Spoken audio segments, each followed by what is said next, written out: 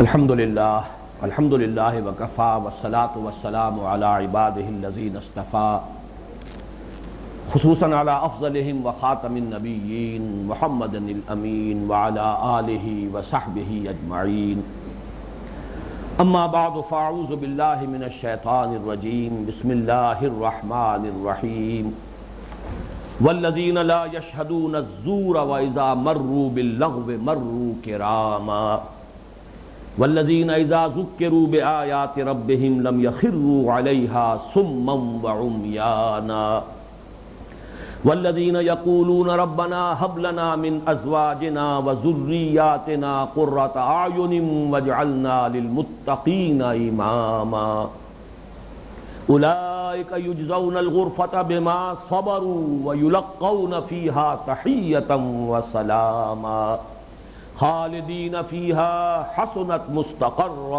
ومقاما قل ما یعبأ بکم ربی لولا دعاؤکم فقد کذبتم فسوف یکون لزاما صدق اللہ العظیم رب اشرح لی صدری ویسر لی امری واحلل عقدۃ من لسانی یفقہوا قولی اللہم ربنا الہمنا رشدنا واعذنا من شرور انفسنا اللہم ارنا الحق حقا وارزقنا اتباعہ وارنا الباطل باطلا وارزقنا اجتنابہ آمین یا رب العالمین۔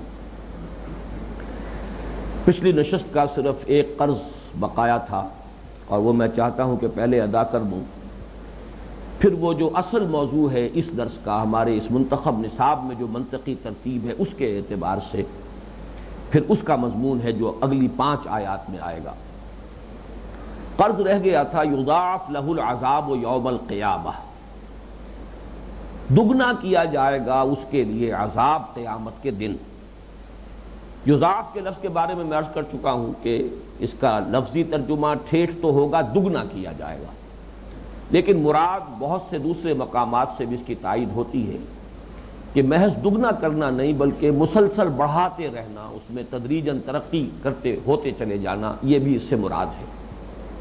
اگر تو یہ دوسری بات مراد لی جائے تو پھر تو کوئی خاص اضافی یہاں مضمون جو ہے سامنے نہیں آتا، لیکن میرا اپنا ذاتی رجحان یہ ہے کہ یہاں واقعتاً پہلا مفہوم مراد ہے، قیامت کے دن کا لفظ آیا ہے، اس لیے کہ عذاب کا بڑھنا جو ہے جہنم میں تدریجاً اگر عذاب میں اضافہ ہوتا چلا جائے، اس کی شدت میں اضافہ ہوتا چلا جائے تو اسے یہ تو کہا جائے گا کہ آخرت میں عذاب بڑھایا جاتا رہے گا یا جہنم میں ان کے عذاب میں اضافہ ہوتا رہے گا، لیکن خاص طور پر یہاں ظرف مکان جو آیا ہے یوم القیامہ، قیامت کے دن ان کا عذاب بڑھایا جائے گا۔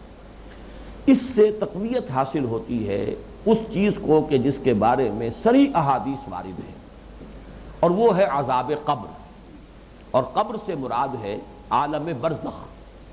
یہ جو انسان کی جو انفرادی قیامت ہے یعنی موت، اس سے لے کر وہ اجتماعی قیامت جو ہونے والی ہے بعث بعد الموت کے بعد، جبکہ پوری نوع انسانی یوم یقوم الناس لرب العالمین، اس کے درمیان کا وقفہ جو ہے یہ برزخ ہے۔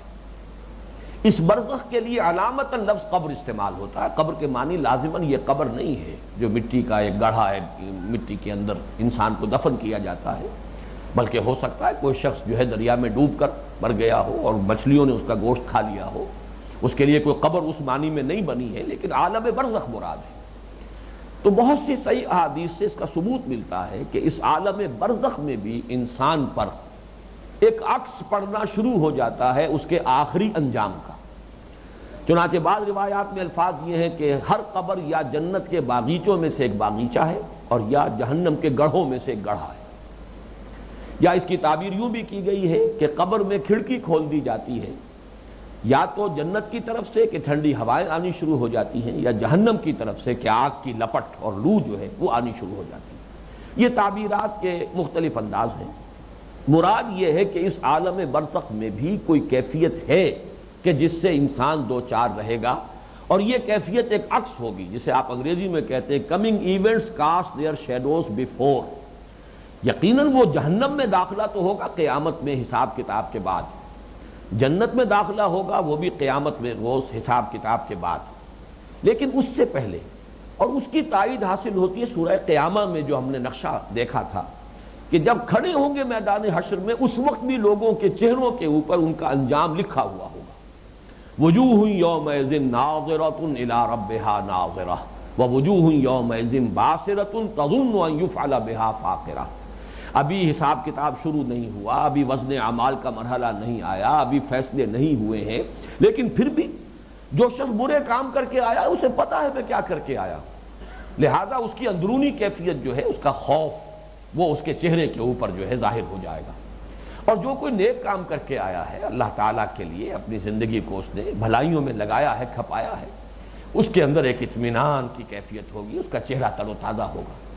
اسی کیفیت کو ضرب دے لیجئے 1000 سے، لاکھ سے، تو یہ کیفیت عالم برزخ میں بھی رہے گی، ایک نیم شعوری کی کیفیت۔ اب اس کی تفصیل میں ہم نہیں جا سکتے، وہ بدن کے ساتھ ہے یا روح کے ساتھ ہے یا جان کے ساتھ ہے، کس جگہ ہے، کس طور سے، اس تفصیل میں نہیں جانا چاہیے۔ عالم برزخ اور عالم آخرہ کے معاملات جو ہیں ان میں جس درجے ہمیں بتا دیا گیا اس پر اکتفا کرنی چاہیے، لیکن چونکہ یہ بات بتائی گئی ہے، اکثر لوگ اس کی نفی کر دیتے کہ قرآن میں ذکر نہیں ہے۔ میرے نزدیک یہ آیہ مبارکہ جو ہے ان احادیث، ان روایات کی تائید کرتی ہے۔ یضاعف لہ العذاب یوم القیامہ، قیامت کے دن اس کا عذاب دگنا کیا جائے، اس لیے کہ جو انعکاس ہو رہا تھا عذاب کا، جو مقدمات عذاب جو ہیں وہ اس پر وارد ہو رہے تھے اس عالم برزخ میں بھی یا اس قبر میں بھی، اب اس میں اضافہ ہوگا۔ قیامت کے دن جو ہے وہ اصل عذاب سے جو ہے اس کو دوچار ہونا ہوگا۔ تو یہ ایک ضمنی مضمون تھا اس درمیانی حصے میں اس رکوع کے، جس کی طرف میں نے اشارہ مناسب سمجھا۔ اور اب آئیے، جیسا کہ میں نے عرض کیا تھا، 5 آیات پہلے تھی جن میں 4 اوصاف بیان ہوئے تھے، ایک بندہ مومن کی صحیح رخ پر تعمیر شدہ شخصیت کے اوصاف اور خصائص۔ اب پھر وہی 5 آیات ہیں، لیکن ان میں یا 3 یا 4، یہ ذرا فرق میں کر رہا ہوں۔ اور سورہ مومنون کے حوالے سے میں نے عرض کیا تھا وہاں 7 اوصاف آئے تھے، سورہ معارج میں 8 اوصاف آئے تھے، فنڈامنٹلز جو بنیادی تھے، جو تعبیر سیرت کی اساسات تھیں۔ یہاں بھی 7 یا 8 اوصاف ہیں، 4 بیان ہو چکے ہیں، تواضع اور انکسار، حلم اور وقار اور حکمت، اور تہجد اور قیام اللیل، اور القصد فی الفقر والغنا۔ اب ان آیات میں کیا ہے نوٹ کیجئے، والذین لا یشہدون الزور واذا مروا باللغو مروا کراما۔ دیکھیے مشابہت دیکھیے، ان 5 آیات میں بھی پہلی آیت میں 2 وصف آئے تھے، وعباد الرحمن الذین یمشون علی الارض ہونا واذا خاطبہم الجاہلون قالوا سلاما۔ اب جو 5 آیات آ رہی ہیں ان میں بھی پہلی میں 2 وصف ہیں، والذین لا یشہدون الزور، زور کہتے ہیں جھوٹ، باطل، غلط کام، قول الزور، جھوٹ جب بولا جائے، بری غلط بات کہی جائے، یہ قول الزور ہوگا۔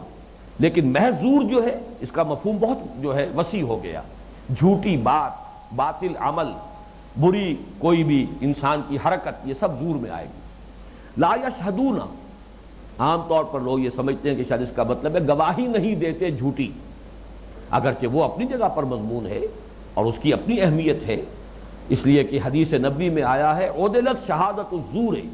اب یہاں پر شہادت الزور ہے، اس کے اندر گویا کہ مضاف مضاف الیہ کی نسبت آئی ہے۔ جھوٹ کی گواہی دینا وہ برابر ہے اس کے، مساوی قرار دی گئی ہے اس کے، بے اشراک باللہ، کہ اللہ کے ساتھ شرک کیا جائے، جھوٹ کی گواہی اور جھوٹی گواہی دینا۔ لیکن یہاں ہے شہد یشہدو کا اصل مفہوم ہے موجود ہونا، شاہد کہتے ہیں جو موجود ہو۔ وہ لوگ جھوٹ پر یا جھوٹے کام پر یا باطل حرکت پر اپنی موجودگی بھی گوارا نہیں کرتے، اس درجے حمیت حق ان میں پیدا ہو جاتی ہے۔ یہ ہے وہ تعمیر شدہ شخصیت، بندہ مومن کی دل آویز شخصیت کے جو اوصاف ہیں ان میں سے، کہ اس درجے غیرت حق پیدا ہو جاتی ہے، اس درجے حمیت حق ان میں شدید ہو جاتی ہے کہ جہاں جھوٹا کاروبار ہو رہا ہو، جہاں جھوٹ کا لین دین ہو رہا ہو، جہاں جھوٹ کا قول و قرار ہو رہا ہو، جہاں جھوٹ گھڑا جا رہا ہو، وہاں وہ اپنی موجودگی بھی گوارا نہیں کرتے، ان میں اس درجے بیزاری پیدا ہو جاتی ہے جھوٹ سے۔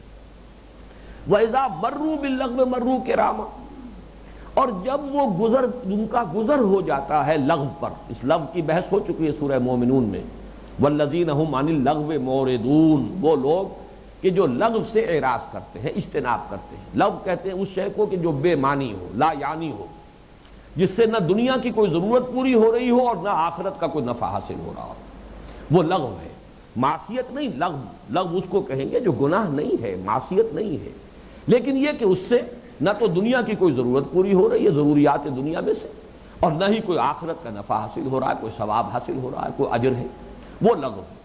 تو ان کا لغو کا ارادہ کرنا تو بہت دور رہا، بالارادہ لغو کا ارتکاب کرنا، لغو کا قصد کرنا، خود ارادہ کر کے کسی لغو کام میں شامل ہونے کے لیے جانا، یہ تو سوال ہی نہیں۔ اگر اتفاقاً گزر ہو جاتا ہے لغو پر سے تو بھی وہ اس میں توجہ نہیں کرتے، اس میں دلچسپی نہیں لیتے، کرامہ باعزت طریقے سے اپنے دامن کو بچاتے ہوئے وہاں سے گزر جاتے ہیں۔ یہ ہے در حقیقت وہی اساسات، والذین عن اللغو معرضون، اور یہاں وَإِذَا مَرُّوا بِاللَّغْوِ مَرُّوا کِرَامًا، یہ سائملٹینیس کنٹراسٹ جو ہے، تقابل فوری جو ہے، وہ اساسات تعمیر کی، تعمیر سیرت کی اساسات، اور یہ تعمیر شدہ شخصیت کے اوصاف، ان میں یہ فرق و تفاوت رکھیے۔ اس کے بعد فرمایا وَالَّذِينَ إِذَا ذُكِّرُوا بِآيَاتِ رَبِّهِمْ لَمْ يَخِرُّوا عَلَيْهَا صُمًّا وَعُمْيَانًا، اور وہ لوگ کہ جب انہیں یاد دہانی کرائی جاتی ہے ان کے رب کی آیات کے ذریعے سے تو نہیں گر پڑتے ان پر اندھے اور بہرے ہو کر۔ یہ آیت جو ہے یہ پھر میں عرض کروں گا کہ یہ اس کے ساتھ جوڑ دی جائے کہ جو اس سے پہلے آ چکی ہے والذین لا يدعون مع اللہ الہا آخر ولا يقتلون النفس التي حرم اللہ الا بالحق ولا يزنون۔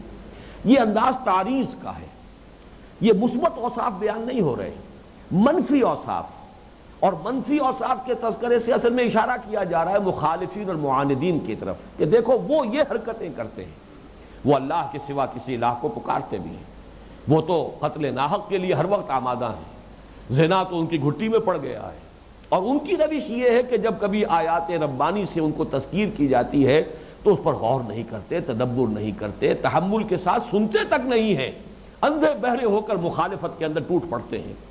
والذین اذا ذکروا بآیات ربہم لم یخروا علیہا صما وعمیانا، اللہ کے نیک بندے ایسے نہیں ہیں۔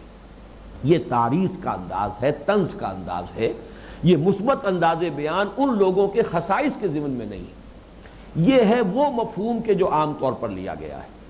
لیکن میرے نزدیک یہاں ایک پہلو ہے مثبت بھی، اور وہ مثبت پہلو یہ ہے کہ یہاں اشارہ کیا جا رہا ہے کہ اللہ کے یہ نیک بندے جو ہیں یہ اللہ تعالیٰ کی آیات پر تدبر کرتے ہیں، اور یہ ماننے کے اندر بھی، ماننے کے انداز بھی دو طرح کے ہیں۔ ایک جسے آپ بلائنڈ فیتھ کہتے ہیں، وہ بھی بہرحال مطلوب شے ہے، اندھا ایمان، اندھا یقین، وہ بھی بہت مفید شے ہے، لیکن ایک وہ فیتھ ہے جو علی وجہ البصیرت ہو، تدبر کے ساتھ ہو، تفکر کے ساتھ ہو، جس کے لیے کہ سورہ صاد کی آیت نمبر 29 میں الفاظ آئے ہیں کتاب انزلناہ الیک مبارک لیدبروا آیاتہ ولیتذکر اولو الالباب۔ تو در حقیقت یہاں پر ایک منفی اسلوب میں ایک مثبت جو ہے وصف وہ بیان کیا جا رہا ہے۔ اگر اس رخ کو لیں گے تو یہاں پر اس کو بھی شمار کیا جائے گا اور پھر گنتی 8 ہو جائے گی، اور اگر اس کا صرف پہلا مفہوم لیں گے تو پھر اس کو ہم شامل نہیں کریں گے ان خصائص میں سے جو مثبت خصائص ہیں جو اللہ کے خاص بندوں کے اوصاف بیان ہو رہے ہیں، تو اس اعتبار سے پھر گنتی 7 رہ جائے گی۔ لیکن میرے نزدیک یہ تدبر جو ہے اس کی طرف اشارہ کیا جا رہا ہے، اللہ کے نیک بندے تدبر کرتے ہیں۔ چنانچہ وہ حدیث بھی جو میں نے اپنے اس کتابچے کے آخر میں درج کی ہے مسلمانوں پر قرآن مجید کے حقوق، اس میں بھی یہ وصف بیان ہوا ہے، وَتَدَبَّرُوا فِيهِ، تدبر کرو اس قرآن میں، لَعَلَّكُمْ تُفْلِحُونَ، یا اہل القرآن لا تتوسدوا القرآن، اے قرآن والو قرآن کو تکیہ نہ بنا لینا، ایک ذہنی سہارا نہ بنا لینا، بس اسی خیال میں مگن نہ رہنا کہ ہمارے پاس اللہ کی کتاب ہے، ہم اہل الکتاب ہیں، اہل القرآن ہیں، تکیہ نہ بنا لینا اسے۔ یا جیسے تکیہ جو ہے پس پشت ڈال دیا جاتا ہے، پیٹھ کے پیچھے ہوتا ہے تکیہ، تو اسے کہیں اپنی پیٹھ کے پیچھے نہ پھینک دینا۔ نبذ فریق من الذین اوتوا الکتاب کتاب اللہ وراء ظہورہم، اس طرح کی روش اختیار نہ کر لینا۔ یا اہل القرآن لا تتوسدوا القرآن واتلوہ حق تلاوتہ فی آناء اللیل والنہار وتغنوہ وافشوہ وتدبروا فیہ لعلکم تفلحون۔ یہاں بھی 4 باتیں آئی ہیں، جیسے میں نے آیات نوٹ کرائی ہیں آپ کو کئی مرتبہ، 4 باتوں پر لعلکم تفلحون۔ یا ایھا الذین آمنوا اصبروا وصابروا ورابطوا واتقوا اللہ لعلکم تفلحون۔ یا ایھا الذین آمنوا ارکعوا واسجدوا واعبدوا ربکم وافعلوا الخیر لعلکم تفلحون. وہی اسلوب اس حدیث میں ہے. یا اہل القرآن لا تتوسدوا القرآن، یہ تو علیحدہ ہو گیا، نفی نہیں ہے. اب جو امر آ رہا ہے وَاتْلُوهُ حَقَّ تِلَاوَتِهِ فِي آنَاءِ اللَّيْلِ وَالنَّهَارِ وَتَغَنَّوْهُ وَافْشُوهُ وَتَدَبَّرُوا فِيهِ لَعَلَّكُمْ تُفْلِحُونَ. اس میں آخری شے جو تدبر، غور کرو کہ گہرائیوں میں غوطہ زنی کرو. قرآن میں ہو غوطہ زن ہے مرد مسلمان. تو یہ گویا کہ میرے نزدیک یہ وصف ہے مثبت جو یہاں پر منفی اسلوب میں بیان ہو رہا ہے. واللہ عالم. اب آگے چلیے. والذین یقولون ربنا ھب لنا من ازواجنا وذریاتنا قرۃ اعین واجعلنا للمتقین اماما. اور وہ لوگ جو کہتے ہیں کہ اے رب ہمارے، ہمیں عطا فرما ہماری بیویوں سے اور ہماری اولاد سے آنکھوں کی ٹھنڈک، اور ہمیں بنا دے متقیوں کا امام، متقیوں کے آگے چلنے والا. یہ آیت جو ہے در حقیقت اگر تو ہم اس کو بھی شمار کریں تدبر قرآن کا وصف تو یہ 8واں وصف ہے، ورنہ 7واں وصف ہے بندہ مومن کی شخصیت کے جو دل آویز جو اس کی اوصاف اور کی خصوصیات ہیں ان میں سے آخری. اور یہ در حقیقت انسان کا جو ویلیو سٹرکچر ہے یہ اس کا انعکاس ہے. انسان کے نزدیک جس شے کی اہمیت ہوتی ہے وہ کسی وجہ سے وہ اگر خود نہ بھی حاصل کر سکا ہو تو وہ لازماً چاہے گا کہ میری اولاد وہ اس کو حاصل کر لے. اور اگر بہروپیہ ہے، بظاہر دینداری کا لبادہ اوڑھے ہوئے ہے، حقیقت میں اس کے باطن میں دین نہیں ہے، تو صاف نظر آ جائے گا کہ وہ اپنی اولاد کو دین کی طرف نہیں لائے گا. چاہے اس نے خود ایک پروفیشنل دین اختیار کیا ہوا ہے، چاہے اس کی اپنی روزی دین ہی سے لگی ہوئی ہے، لہذا وہ تو نوکری کا معاملہ ہے.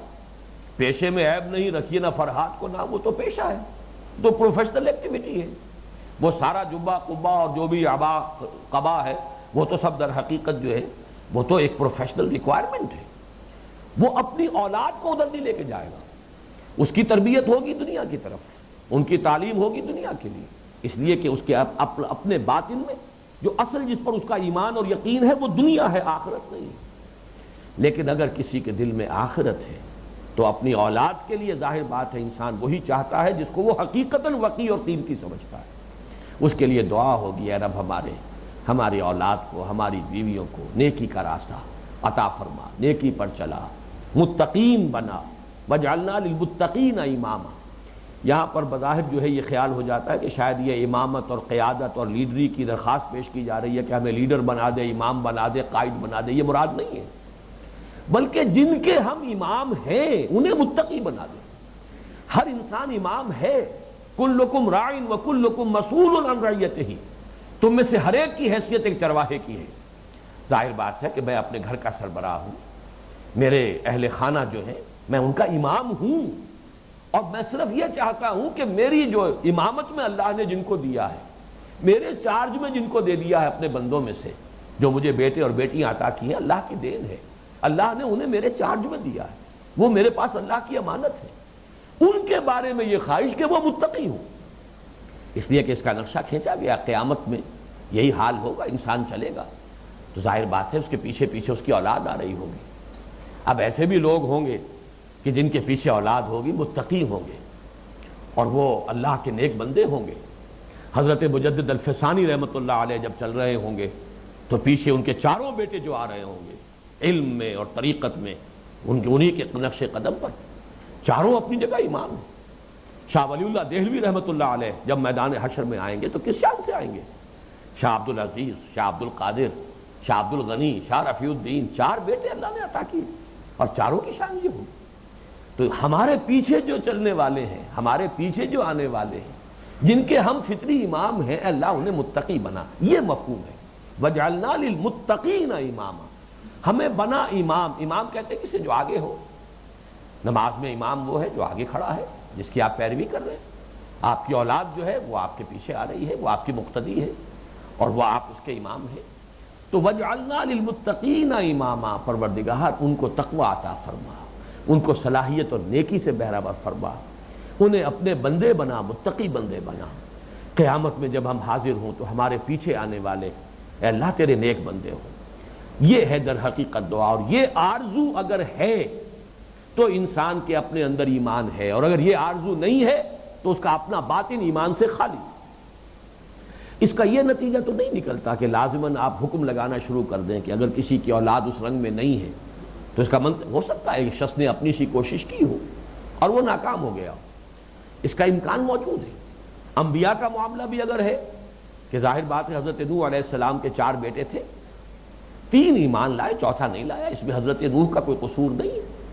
لیکن بائی اینڈ لارج اصول یہی رہے گا، ایکسیپشنز پروو دی رول. استثناءات سے جو قاعدہ کلیہ ہوتا ہے وہ ثابت ہوتا ہے، وہ اور مزید مؤکد ہوتا ہے. تو ایکسیپشنز کا معاملہ علیحدہ رہے گا، عام قاعدہ وہی رہے گا. تاہم اس کی بنا پر کسی فرد پر کوئی حکم نہ لگا دیجئے، کوئی فتویٰ نہ دے دیجئے. اصول کی حیثیت سے اسے سامنے رکھیے. قاعدہ کلیہ یہی رہے گا کہ ایک شخص کے اصل باطن کو اگر جھانکنا ہے تو اس کی اولاد کو دیکھ لو. جو کچھ وہ اندرونی طور پر حقیقتاً ہے بائی اینڈ لارج بالعموم وہی کچھ اس کی اولاد آپ کو نظر آئے. جو خیر اس میں ہے اس کا انعکاس اولاد میں ہوگا، جو اس میں نہیں ہے اس کی کوتاہی بھی، اس کی کمی جو ہے وہ بھی اولاد میں نظر آ جائے. یہ قاعدہ کلیہ کے اعتبار سے. اس لیے کہ آرزو یہی وہ چیز ہے جو اگلے درس میں بھی آئے گی. سورہ تحریم جو ہے وہ ہمارا اس منتخب نصاب کا اگلا درس ہے، اس حصہ سوم کا 3را درس. اس میں آئے گا یا ایھا الذین آمنوا قوا انفسکم واہلیکم نارا. اہل ایمان اپنے اہل و عیال کو آگ سے بچاؤ. ہیڈ آف دی فیملی کی حیثیت سے تمہارے فرائض میں یہ بھی شامل ہے. یہ نہ سمجھو کہ بس ان کے نان نفقے ہی کی ذمہ داری تم پر ہے، انہیں کھلانا پلانا اور ان کی دنیاوی ضروریات پوری کر دینے ہی کی ذمہ داری تم پر ہے. اس سے کہیں بڑھ کر تم پر ذمہ داری یہ ہے کہ انہیں آگ سے بچاؤ. یا ایھا الذین آمنوا قوا انفسکم واہلیکم نارا وقودھا الناس والحجارہ علیہا ملائکۃ غلاظ شداد لا یعصون اللہ ما امرہم ویفعلون ما یؤمرون. تو معلوم یہ ہوا کہ یہ ہے وصف. اور ظاہر بات ہے اولاد کا معاملہ، کسی کے ہیڈ آف دی فیملی ہونے کا معاملہ، یہ زندگی کے آخری اس کے دور ہی میں ہوتا ہے، اور یہی آخری وصف ہے بندہ مومن کے ان تکمیلی اوصاف، اس کی اس دل آویز شخصیت کے جو نمایاں خد و خال ہیں، ان میں آخری یہی ہے والذین یقولون. دعا کرتے رہتے ہیں اے رب ہمارے. ظاہر بات ہے جو آرزو ہے، جو تمنا ہے، جو دل میں ہے، وہی دعا بن کر لب پہ آتی ہے. دعا بن کے تمنا میری. تو ظاہر بات ہے جو تمنا ہوتی ہے انسان کی وہی دعا کی شکل میں ڈھل کر انسان کے لب پر آتی ہے. تو وہ دعا کی شکل میں ان کے باطنی احساسات، ان کا جو اپنا ایک انداز فکر ہے وہ ہے جو سامنے آ رہا ہے. والذین یقولون ربنا ھب لنا من ازواجنا وذریاتنا قرۃ اعین واجعلنا للمتقین اماما اولئک یجزون الغرفۃ بما صبروا. یہ وہ لوگ ہیں کہ جنہیں بدلے میں ملیں گے بالا خانے، جنت کے بالا خانے، عالی شان گھرانے، عالی شان محل، جنات عدن تجری من تحتہا الانہار، ریزیڈینشل گارڈنز جن کے نیچے سے نہریں اور ندیاں اور چشمے بھی رواں ہوں گے، ان کو بدلے میں ملیں گے. اولئک یجزون الغرفۃ بما صبروا. یہاں یہ بما صبروا جس شان کے ساتھ آیا ہے اسے نوٹ کر لیجئے. یہ صبر کا لفظ سورۃ العصر سے ہمارے ساتھ چلا آ رہا ہے. سورۃ العصر میں بھی یہی ہے. آخری لفظ وتواصوا بالصبر. آیت البر میں بھی یہی تھا والصابرین فی البأساء والضراء وحین البأس. اور پھر تیسرے درس میں بھی یا بنی اقم الصلاۃ وامر بالمعروف وانہی عن المنکر واصبر علی ما اصابک. اور وہ یہ بھی پھر چوتھے درس میں بھی آیا تھا. یہ وہ لوگ ہیں وما یلقاها الا الذین صبروا وما یلقاها الا ذو حظ عظیم. تو صبر یہ گویا کہ جس کو ہاتھی کے پاؤں میں سب کے پاؤں کہا جائے، ان تمام اوصاف کا خلاصہ نکالیے تو صبر ہے. یہ ہے اصل روح. یہ جیسا کہ میں نے کل حدیث سنائی تھی امرنی ربی بتسع، اور آخر میں نے کہا تھا کہ 100 باتوں کی ایک بات وان آمر بالمعروف وانہی عن المنکر. میں نے کیا کہا تھا؟ نقل کیا تھا حضور کا قول مبارک امرنی ربی بتسع خشیۃ اللہ فی السر والعلانیہ وکلمۃ العدل فی الغضب والرضا والقصد فی الفقر والغنا وان اصل من قطعنی واعطی من حرمنی واعفو عمن ظلمنی وان یکون صمتی فکرا ونطقی ذکرا ونظری عبرہ وَأَنْ آمُرَ بِالْمَعْرُوفِ وَأَنْهَى عَنِ الْمُنْكَرِ۔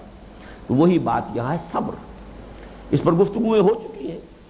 صبر کے 4 گوشے یہاں نوٹ کر لیجئے۔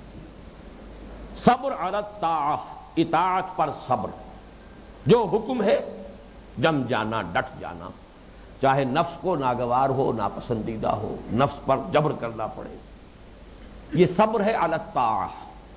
صبر عن المعصیہ، معصیت سے اپنے آپ کو روکنا، تھامنا، صبر کرنا، چاہے نفس میں رغبت ہے، نفس تو جو انسان کا جو بھی اس کے اینیمل انسٹنکٹس ہیں وہ اپنی گریٹیفیکیشن چاہتے ہیں، وہ تو اپنی تسکین کے خواہ ہے، نفس کی لگام کھینچ کر رکھنا یہ صبر ہے۔ صبر عن المعصیہ، گناہ سے اپنے آپ کو روکے رکھنا، تھامے رکھنا۔ صبر عن البلاء، اور ایک صبر جو ہے وہ کسی تکلیف پر، کسی مصیبت پر، یا بلا، ابتلاء، امتحان، آزمائش، پرسیکیوشن، تشدد، اور آخری صبر عن الدنیا، اس دنیا کے بارے میں صبر کی روش اختیار کریں، اسی کو آپ قناعت کہیں گے۔ قناعت یہ صبر ہے۔ جب تک کہ انسان یہ دنیا کی آرزوؤں کا جو ہے، جس کو ہم طول عمل کہتے ہیں، یہاں کی آرزوؤں جو ہیں، اگر ان کو روکیں گے نہیں، تھامیں گے نہیں، سکیڑیں گے نہیں، تو عاقبت کی طرف سفر نہیں کر سکتے، جنت حاصل نہیں ہو سکتی۔ بہت پیارا شعر ہے حالی کا، ذوف پیری بڑھ گیا، جوش جوانی گھٹ گیا، اب عصا بنوائیے نخل تمنا کاٹ کر۔ یہ تمنا اور اپنی جو دنیا کی آرزویں ہیں، جب تک اس درخت کو کاٹیں گے نہیں تو انسان جو ہے وہ صبر کی روش اختیار نہیں کر سکتا۔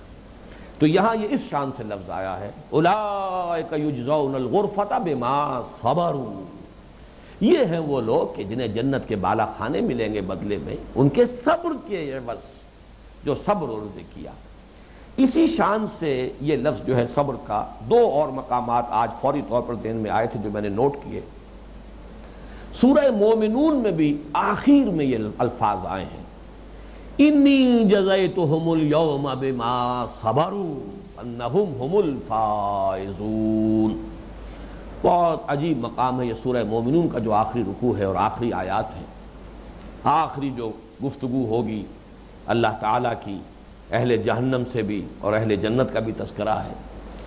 انی جزیتہم اليوم بما صبروا، اللہ فرمائیں گے ان جہنمیوں سے، میرے کچھ بندے تھے، تم ان کا مذاق اڑایا کرتے تھے، استہزاء کرتے تھے، بنظر حقارت دیکھا کرتے تھے، اس لیے کہ وہ دنیاوی اعتبار سے بڑے کم تھے، تم سردار تھے، تم چودھری تھے، تم سرمایہ دار تھے، تم دولت مند تھے، تم مترفین میں سے تھے، ہمارے ان بندوں کو تم نے استہزاء کا ہدف بنایا۔ انی جزیتہم اليوم بما صبروا انہم ہم الفائزون، آج میں نے انہیں ان کے صبر کے بدلے یہ بدلہ دیا ہے، صبر کے عوض، کہ وہ ہیں جو کامیاب ہو گئے۔ تو یہ بما صبروا کا جو لفظ ہے اسی طرح سورہ سجدہ میں آیا ہے۔ ویسے ایک بات نوٹ کر لیجئے، آج ہی میرا ذہن منتقل ہوا کہ یہ 3 صورتیں جو آئی ہیں قرآن مجید میں، سورہ مومنون، اس کے فوراً بعد سورہ نور، اس کے فوراً بعد سورہ فرقان، یہ حسن اتفاق کی بات ہے کہ ہمارے منتخب نصاب میں ان تینوں صورتوں میں سے ایک ایک رکوع ہے تقریباً۔ سورہ مومنون درمیان میں ہے، اس کے 9 رکوع ہیں، بالکل درمیان کا رکوع جو ہے وہ آیات نور، اللہ نور السماوات والارض، یہ 5واں رکوع ہے، 4 ادھر ہیں 4 ادھر ہیں۔ ادھر پیچھے ہٹیے سورہ مومنون، ادھر سورہ فرقان، سورہ مومنون کی ابتدائی آیات، سورہ فرقان کی آخری آیات۔ تو یہ بڑا ایک توازن سا اور ایک سیمیٹری پیدا ہوئی ہے اس منتخب نصاب، اور یہ تینوں دروس آ چکے ہیں۔ سورہ مومنون کی ابتدائی آیات یہ ہمارا درس اول تھا حصہ سوم کا، سورہ فرقان کی آخری آیات یہ ہمارا یہ درس دوم ہے حصہ سوم کا، اور سورہ نور کا درس جو ہے سورہ آیات کا 5واں رکوع جو ہے سورہ نور کا، وہ ہمارے جو حصہ دوم کے اندر آ چکا ہے۔ بہرحال اب یہ نوٹ کیجئے، سورہ سجدہ میں فرمایا وَجَعَلْنَا مِنْهُمْ أَئِمَّةً يَهْدُونَ بِأَمْرِنَا لَمَّا صَبَرُوا، بنی اسرائیل کے بارے میں فرمایا کہ ہم نے ان میں سے ایسے لوگ اٹھائے جو امام بنے، أَئِمَّةً يَهْدُونَ بِأَمْرِنَا، جو ہمارے اذن سے، ہماری توفیق سے، ہماری اجازت سے، ہمارے حکم سے لوگوں کی ہدایت کا کام کرتے تھے، لوگوں کو ہدایت کی طرف بلاتے تھے، لوگوں کو ہدایت سے بہرہور کرتے تھے، لیکن ان کا یہ امام الہدا بننا در حقیقت نتیجہ کس بات کا تھا؟ بما صبروا، جو انہوں نے صبر کیا۔ اللہ تعالی ہمیں ان میں شامل کرے۔ جب تک یہ صبر نہ ہو، جب تک انسان دنیا میں صبر نہ کرے، دنیا کے لذائذ، دنیا کی آرزوئیں، دنیا کی تمنائیں، دنیا کی امنگیں، دنیا کے ولولے، یہ نخل تمنا کو اگر انسان نہیں کاٹے گا تو ظاہر بات اس دوسرے راستے پر نہیں آ سکتا، پھر وہ امام الہدا کیسے بنے گا؟ تو وَجَعَلْنَا مِنْهُمْ أَئِمَّةً يَهْدُونَ بِأَمْرِنَا لَمَّا صَبَرُوا وَكَانُوا بِآيَاتِنَا يُوقِنُونَ۔ آیت نمبر 24 ہے سورہ سجدہ کی۔ ہم نے ان میں سے ایسے امام اٹھائے جو لوگوں کی ہدایت کا فریضہ سر انجام دیا، جنہوں نے، جبکہ انہوں نے خود صبر کی روش اختیار کی، اور وہ ہماری آیات پر پورا یقین رکھنے والے تھے۔ اللہم ربنا اجعلنا منہم، تو فرمایا اولئک یجزون الغرفۃ بما صبروا ویلقون فیہا تحیۃ وسلاما، اور ان کا استقبال کیا جائے گا ان غرفات جنت میں، ان جنت کے باغات میں، ان کے بالا خانوں میں ان کا استقبال ہوگا۔ لقا جو آئے گا، لقیا یلقی، کسی سے ملاقات کرنا، لقا یلقی کسی شے کو لینا یا کسی شے کو کسی چیز سے ملا دینا۔ اس کا جب آیا یہ مجہول یلقون، وہ لیے جائیں گے، یہ گویا کہ استقبال ہوگا ان کا استقبال ہوگا، ان کو خوش آمدید کہا جائے گا جنت کے بالا خانوں میں۔ یلقون فیہا تحیۃ وسلاما، دعاؤں کے ساتھ اور سلام کے ساتھ۔ سلاما قولا من رب الرحیم، جنت کے اندر بھی سلام اللہ کا آتا رہے گا، فرشتے لے کر حاضر ہوتے رہیں گے، رب رحیم کی طرف سے سلام۔ جنت کے فرشتے جو کھڑے ہوں گے دروازوں پر، سلام کے ساتھ استقبال کریں گے۔ تحیۃً بنا ہے حیات سے، اس لیے کہ اہل عرب کی سب سے عام دعا اور سب سے زیادہ جو ان کے ہاں استعمال ہونے والا لفظ دعا یا کلمہ وہ حیاک اللہ، اللہ تمہیں زندہ رکھے، یا ہمارے ہاں کی جانگلی زبان میں حیاتی ہوئے، یا حیاتی، جو اللہ تعالیٰ حیات دے تمہیں، تمہاری زندگی طویل ہو۔ تو یہی در حقیقت یہ کافی اس علاقے کی زبان میں اثرات جو ہیں وہ جب محمد ابن قاسم کے ساتھ عرب کلچر یہاں آیا تھا، اس کے کچھ نہ کچھ اثرات یہاں موجود ہیں۔ تو یہ جو ہے حیاک اللہ، اللہ تمہیں زندگی بخشے، حیات عطا فرمائے، حیات لمبی کرے، حیات کی لذتوں سے تمہیں بہرہور کرے۔ تو یہ اسی سے لفظ تحیہ ہے، کسی کو دعا دینا۔ تو یہ لوگ جب بالا خانوں میں پہنچیں گے جنت کے دروازوں پر، ان کا استقبال کیا جائے گا دعاؤں کے ساتھ، تحیت کے ساتھ اور سلام کے ساتھ۔ خالدین فیہا حسنت مستقرا و مقاما، وہ رہیں گے اس میں ہمیشہ ہمیش، اور وہ بہت ہی عمدہ جگہ ہے، ہمیشہ رہنے کے لیے بھی، مستقر کے طور پر بھی، و مقاما، اور عارضی قیام کے لیے۔ یہ میں بیان کر چکا ہوں کہ در حقیقت یہ کنٹراسٹ ہے۔ دوزخ ساعت مستقرا و مقاما، جنت حسنت مستقرا و مقاما۔ جنت اتنی اچھی جگہ ہے کہ ہمیشہ رہ کر بھی اس سے دل اکتائے گا نہیں، سیری نہیں ہوگی، اس پر باسی پن طاری نہیں ہوگا، اس کی رعنائیاں بڑھتی چلی جائیں گی۔ جہنم اتنی بری جگہ ہے کہ ایک لحظے کے لیے بھی قدم اگر اندر گیا تو پوری ہولناکی اور اپنے سارے شدائد کو تم پر وہ پوری طرح عیاں کر دے گا۔ آخری آیت اب آ گئی ہے، اور جس کا میں نے عرض کیا کہ یہ در حقیقت ہمارے درس کے اس مضمون سے متعلق نہیں، بلکہ بنیادی ایمانیات کی جو بحث ہے، حکمت ایمان، اس سے متعلق ہے۔ ایمان باللہ یا معرفت خداوندی سے متعلق 2 آیات شروع میں تھیں، درمیان میں ان خصائص و اوصاف کے ضمن میں کہ جو بندہ مومن کی شخصیت کے نمایاں خد و خال ہیں، جنت اور دوزخ کا ذکر آ گیا۔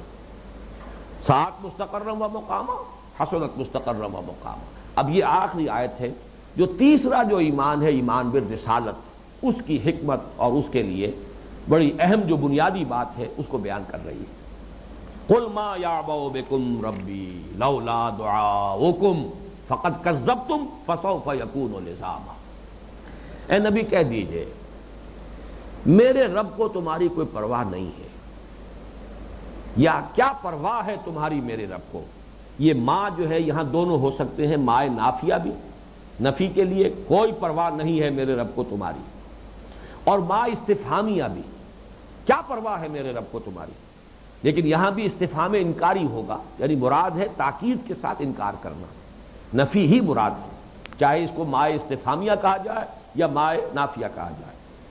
اب ان کہتے ہیں ثقل کو، وزن کو، تو لا یعبا بہی، وہ شے کہ جس کے اندر کوئی اہمیت نہ ہو، کوئی وزن نہ ہو، کوئی اس کی کوئی وقت نہ ہو، اس کو کہا جاتا لا یعبا بہی۔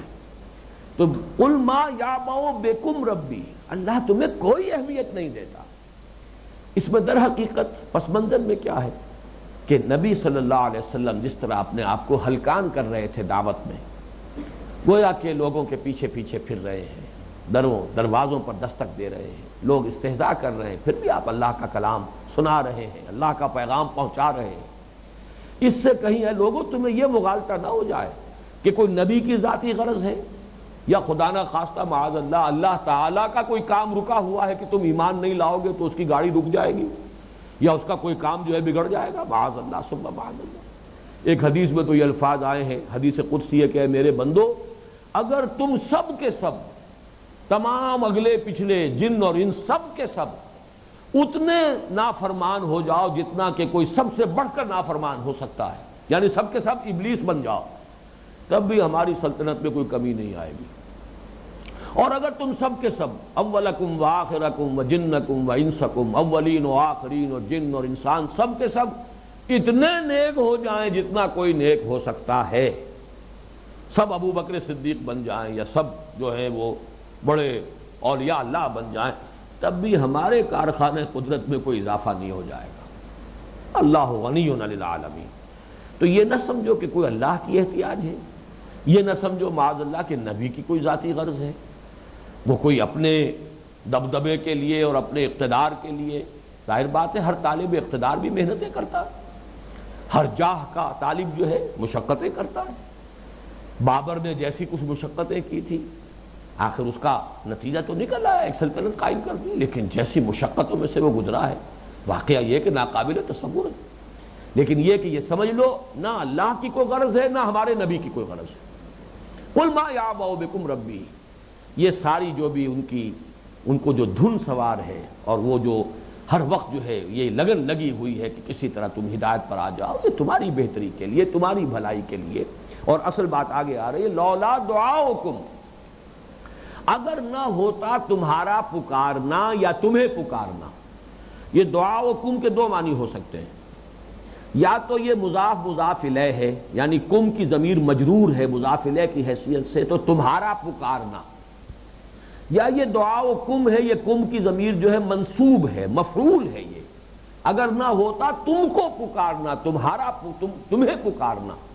دونوں کا مفہوم کیا ہے کہ تم چاہو یا نہ چاہو ہم سے دعائیں کرتے رہتے ہو، اس لیے کہ تم تلبیہ بھی پڑھتے ہو، تم طواف بھی کرتے ہو، اللہم کہہ کر بھی تو دعائیں کرتے ہو، تم یہ دعائیں ہم سے کرتے رہتے ہو، اس لیے ہم بھی تم پر اپنا فضل کر رہے ہیں کہ اپنا نبی بھیج کر تمہیں سیدھے راستے پر بلا رہے ہیں۔ یہ ہمارا فضل ہے، ہمارا کرم ہے، اس لیے کہ تم بہر حال میں پکار رہے ہیں، لبیک اللہم لبیک، لبیک لا شریک لک لبیک، یہ تو تم بھی کہتے ہو۔ الا شریکن، یہ پخ تم نے لگا دی ہے، الا شریکن تملکہ وما ملک، اے اللہ تیرا کوئی شریک نہیں ہے سوائے اس شریک کے کہ جس کا مالک بھی تو ہی ہے، اور جو کچھ اس کا اختیار ہے وہ بھی تیرا ہی اختیار ہے۔ تو گویا کہ جس طریقے سے عیسائیت میں ہے، تین میں ایک، ایک میں تین، تثلیث پھر جو ہے لوٹ جاتی ہے توحید کی طرف۔ جب آپ ان سے بحث کریں گے آپ کہیں گے وہ تو کہیں گے ہم تو توحید ہی کو مانتے ہیں۔ یہ تو اسی توحید کے گاڈ ہیڈ کے تین ایسپیکٹس ہیں، تین پہلو ہیں، یہ تین علیحدہ شخصیتیں نہیں ہیں۔ یہ تثلیث ہم نہیں مانتے، توحید ہی مانتے ہیں، لیکن پھر وہ ایک میں تین بھی ہو جاتے ہیں، 3 in 1 and 1 in 3۔ اسی طریقے سے ان کے ہاں شرک بھی تھا اور توحید بھی تھی۔ لبیک اللہم لبیک، لبیک لا شریک لک لبیک، الا شریکن تملکہ وما ملک۔ تو یہ معاملہ ایک رائے یہ ہے، لیکن میرے نزدیک یہ رائے درست نہیں ہے۔ میرے نزدیک صحیح مفہوم دوسرا ہے، لولا دعاؤکم، اگر نہ ہوتا تم کو پکارنا، یعنی اللہ نے یہ قانون بنا لیا ہے محاسبہ انسانی کے لیے کہ حجت قائم کر کے سزا دے گا۔ یہ ہے اللہ کا قانون، یہ اس کے لیے ہے جو ہم نے نبی کو بھیجا ہے۔ یہ اس اتمام حجت کے لیے ہمارا نبی جو ہے تمہارے پیچھے پیچھے پھر رہا ہے، تمہاری ناز برداریاں کر رہا ہے، تمہارے جلے کٹے جملے سن رہا ہے، تمہاری طرف سے پرسیکیوشن برداشت کر رہا ہے، اس لیے کہ ہم نے اپنے اوپر لازم کر لیا، وارن کر کے سزا دیں گے، انذار کر کے پکڑیں گے، اتمام حجت کرنے کے بعد حساب لیں گے۔ یہ ہے اصل میں وہ قانون، قانون رسالت و نبوت۔ یہ چیز بیان ہوئی ہے بڑی تفصیل کے ساتھ۔ ویسے تو یہ کہ میری کتاب میں جو نبی اکرم صلی اللہ علیہ وسلم کا مقصد بعثت کے عنوان سے میری کتاب ہے، بڑی بنیادی کتاب ہے، اگرچہ ذرا ثقیل ہے، مشکل ہے، اس میں کوئی شک نہیں، لیکن الحمدللہ کہ اس میں یہ بات بڑی ہی وضاحت کے ساتھ سامنے آ چکی ہے۔ لیکن یہ کہ قرآن مجید میں سورہ نساء کی آیت نمبر 165 ہے، یہ چھٹے پارے کے آغاز میں، اس میں جو قانون آیا ہے اللہ کا وہ یہ ہے، وہاں ایک بڑا گلدستہ آیا ہے انبیاء اور رسول کے ناموں کا۔ چند مقامات قرآن میں ہے جہاں بہت سے 16 نام انبیاء اور رسول کے ایک جگہ آ گئے ہیں، ان میں سے ایک مقام وہ بھی ہے، بڑا حسین گلدستہ ہے۔ اور اس کے بعد فرمایا رسلا مبشرین و منذرین لئلا یکون للناس علی اللہ حجۃ بعد الرسل وکان اللہ عزیزا حکیما۔ ہم نے اپنے ان رسولوں کو بھیجا بشیر اور نذیر بنا کر، مبشرین و منذرین، بشارت بھی دے، جو سیدھے راستے پر آئیں ان کے لیے بشارت، جو غلط راستے پر جا رہے ہیں ان کے لیے انذار، وارننگ، بربادی اور تباہی کی خبر پیشگی دے دی جائے، متنبہ کر دیا جائے۔ لئلا یکون، تاکہ نہ رہ جائے، للناس، لوگوں کے حق میں، علی اللہ، اللہ پر، اللہ کے محاسبے کے مقابلے میں، حجت، کوئی حجت، کوئی دلیل، کوئی بہانہ، بعد الرسل، رسولوں کے آنے کے بعد وہ یہ نہ کہہ سکے کہ اللہ ہمیں معلوم نہیں تھا، اے اللہ تو نے ہمیں بتایا ہی نہیں، اے اللہ ہمیں تو معلوم نہیں تھا کہ شراب حرام ہے، اے اللہ ہمیں تو نہیں بتایا گیا کہ زنا جو ہے وہ بہت بری شے ہے، اے اللہ ہم تک تو تیری بات پہنچی نہیں، تیرا پیغام پہنچا ہی نہیں۔ یہ حجت نہ رہے، یہ عذر نہ رہے، اسی کے لیے لفظ اتمام حجت، حجت کو پورا کر دینا، الزام پورا قائم کر دینا، اسی کا نام ہے قطع عذر، عذر ختم کر دینا، لا علمی کا عذر نہ رہے، بات واضح ہو جائے، اب جاؤ دفع ہو جاؤ جدھر جانا ہے، حجت قائم کر دی ہمارے رسول نے، بات واضح کر دی، حق جو ہے کھل گیا اور بات مبرہن ہو گئی، سیدھا راستہ واضح ہو چکا، اب جانا چاہتے ہو جاؤ دفع ہو جاؤ، جو وبال آئے گا تم پر آئے گا۔ یہ ہے اصل میں وہ جو قانون ہے، قانون بعثت انبیاء، یہ ہے سنت بعثت رسل، اللہ تعالیٰ کا یہ ضابطہ ہے۔ لولا دعاؤکم، اگر تمہیں وارن کرنا مقصود نہ ہو، اگر تم پر حجت قائم کرنی مقصود نہ ہوتی تو تمہارے رب کو تمہاری کوئی پرواہ نہیں ہے، نہ ہمارے اس بندے کو محمد کو صلی اللہ علیہ وسلم کوئی اس کی احتیاج ہے یا اس کی کوئی غرض ہے، کوئی اس کا ذاتی مقصد ہے، معاذ اللہ ثم معاذ اللہ۔ قل ما یعبأ بکم ربی لولا، اب دیکھیے اس کا تعلق جڑ جائے گا اس سورہ مبارکہ کی پہلی آیت سے، یہ میں اس سے پہلے بیان کر چکا ہوں لفظ تبارکہ کے حوالے سے، تبارک الذی نزل الفرقان علی عبدہ لیکون للعالمین نذیرا، بڑی بابرکت ہے وہ ذات جس نے فرقان نازل فرمایا اپنے بندے پر صلی اللہ علیہ وسلم تاکہ وہ ہو جائے تمام جہان والوں کے لیے خبردار کرنے والا۔ تو پہلی آیت نذیرا، تبارک الذی نزل الفرقان علی عبدہ لیکون للعالمین نذیرا، اس اول کو آخر کے ساتھ جوڑیے، قل ما یعبأ بکم ربی لولا دعاؤکم، کہہ دیجئے اے نبی کہ میرے رب کو تمہاری کوئی پرواہ نہیں ہے، اگر نہ ہوتا تمہیں پکارنا مقصود نہ ہوتا، تم پر حجت قائم کر دینا یہ مقصود نہ ہوتا، فقط کذبتم، تو تم نے جھٹلا دیا ہے نا، فسوف یکون لزاما، تو اب یہ عنقریب تم پر لاگو ہو کر رہے گا، چمٹ کر رہے گا۔ یہ وہی لفظ ہے جو اس سے پہلے آ چکا ہے کہ جو اسامہ یلقا اسامہ، غرامہ، غرامہ وہ چیز کسی کے اوپر عائد ہو گئی، پڑ گئی، چٹی پڑ گئی، فسوف یکون لزاما، یہ لزامہ جیسے ثبات اور ثبوت، اسی طرح لزام اور لزوم یہ مصدر ہے، ثبوت بھی مصدر ہے اور ثبات بھی مصدر ہے، اسی طرح لزوم کسی شے کا لزوم، کسی شے کا لازم ہو جانا، اسی طرح لزام ہے۔ فسوف یکون لزاما، تو اب یہ تمہارا انکار، تمہارا یہ اعراض اس اتمام حجت کے بعد اب یہ لاگو ہو جائے گا، اب اس کی پکڑ سے تمہارے لیے کوئی رستگاری اور کوئی بچنے کی سبیل نہیں ہوگی۔ بارک اللہ لی ولکم فی القرآن العظیم ونفعنی وإیاکم بالآیات والذکر الحکیم۔